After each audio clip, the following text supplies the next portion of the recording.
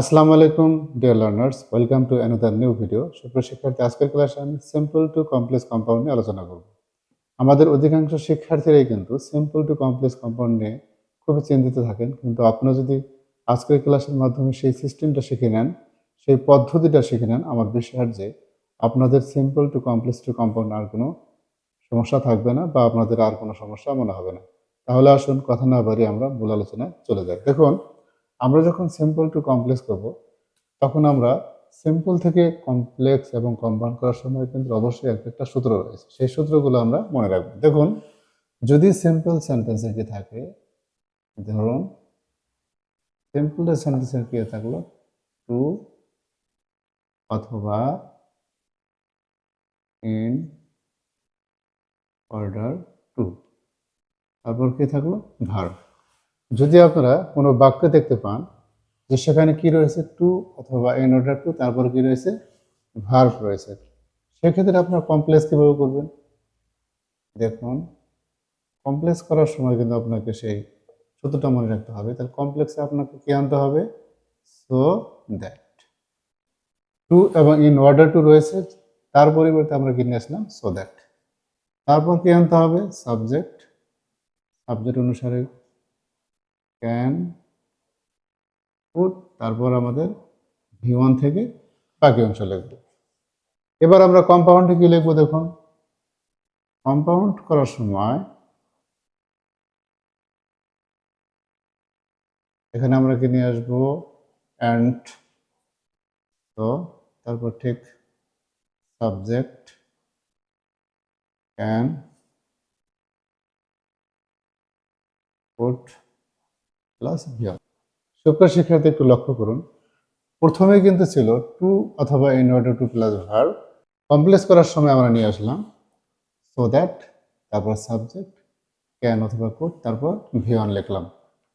অর্থাৎ টু থাকলেই আপনাকে সো দ্যাট আনতে হবে, তারপর সাবজেক্ট, তারপর সূত্র অনুসারে কি আনতে হবে? Can, could, ভিওন। আবার যখন আপনি কম্পাউন্ড করবেন তখন কি আনতে হবে? অ্যান্ড সো, তারপর একটা সাবজেক্ট ক্যান, কুড প্লাস ভিওন। আপনারা যদি এই সূত্রটা মনে রাখেন যে টু ইন অর্ডার টু থাকলে কমপ্লেক্স আনতে হবে সো দ্যাট, এবং কম্পাউন্ডে আনতে হবে অ্যান্ড সো, এবং সাবজেক্টের পরে ক্যান, কুড আনতে হবে, সাবজেক্টের পরে ক্যান, কুড আনতে হবে। তাহলে এবার আমরা এই সিস্টেমটা, এই সূত্রটা আমরা আরো এক্সাম্পলের মাধ্যমে ক্লিয়ার করে নিই। দেখুন, আমি যদি সিম্পল এখন লিখি, he runs to lessen his weight, তাহলে আমরা এবার কমপ্লেক্স করার সময় নিয়ে আসবো হলো, কমপ্লেক্স যখন করব তখন আমরা এই টুর আগে যতটুকু রয়েছে এটা নিয়ে নেব, সাবজেক্ট এবং ভার্ব আমরা নিয়ে নিলাম, হি রানস। এখন টু থাকলে কমপ্লেক্সে কি আনতে হবে? So that. টু এর পরিবর্তে আমরা কি নিয়ে আসলাম? So that. সো দ্যাটের পরে কি আনতে হবে? সাবজেক্ট। সাবজেক্ট আমরা কোথায় পাবো? এই যে ভার্বের আগে যে আমরা সাবজেক্ট দেখতে পাচ্ছি, যদি নাউন থাকে নাউনের পরিবর্তে আমরা প্রোনাউন নিয়ে আসবো, যেহেতু এখানে প্রোনাউন দেওয়া রয়েছে, হি দেওয়া রয়েছে, আমরা এখানে কি নিয়ে আসবো? হি। এবার লক্ষ্য করুন, এখানে কিন্তু কি দেওয়া রয়েছে? ক্যান অথবা কুড আছে। আমরা কি যে কোনো একটা নিয়ে আসবো? না। আপনারা লক্ষ্য করবেন, যদি বাক্যের শুরুতে অর্থাৎ সাবজেক্টের পরে যে ভার্বটা রয়েছে এটা যদি প্রেজেন্ট হয়, তাহলে সাবজেক্টের পরে ক্যান আনতে হবে, আর পাস্ট হলে কুড আনতে হবে। এটা কিন্তু আপনাদের মনে রাখতে হবে। দেখুন, এখানে আমরা কি দেখতে পাচ্ছি? এটা হলো প্রেজেন্ট। তাহলে এখানে আমরা প্রেজেন্ট আনবো, এখানে ক্যান, কুডের মধ্যে প্রেজেন্ট হলো ক্যান। তারপর আমরা কি লিখেছি? ভার্ব। ভার্ব এখানে কি হয়েছে? লেসেন। অর্থাৎ টুর পরের অংশ আমরা লিখে দিব, যা আছে তাই লিখে নিব। Lessen is weight. দেখুন, সহজে কিন্তু সিম্পল থেকে কমপ্লেক্স হয়ে গেল। He runs to lessen his weight, he runs so that he can lessen his white.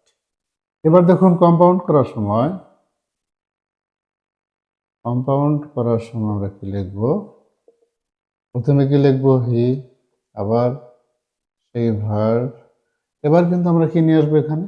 And so, কারণ টু ছিল, টুর পরিবর্তে আমরা নিয়ে আসলাম সো দ্যাট কমপ্লেক্সে। কম্পাউন্ডে কি নিয়ে আসবো, অ্যান্ড সো লিখলাম। তারপর কি লিখতে হবে দেখুন, সাবজেক্ট কোথায় আছে, হি, এটা লিখে ফেললাম। সাবজেক্টের পরে লিখতে হবে ক্যান অথবা কুড, যেহেতু প্রেজেন্ট রয়েছে আমরা এখানে কি নিয়ে আসবো, ক্যান। তারপর ভার্বটা কোনটা, লেসেন থেকে পুরোটা যা আছে আমরা তাই নিয়ে নেব, লেসেন ইজ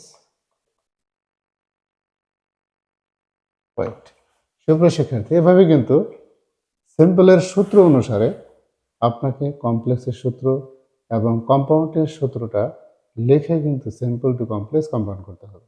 সুপ্রিয় শিক্ষার্থী, ক্লাসটি ভালো লেগে থাকলে লাইক, কমেন্ট, শেয়ার করে পাশেই থাকবেন। সবাই ভালো থাকবেন। আসসালামু আলাইকুম।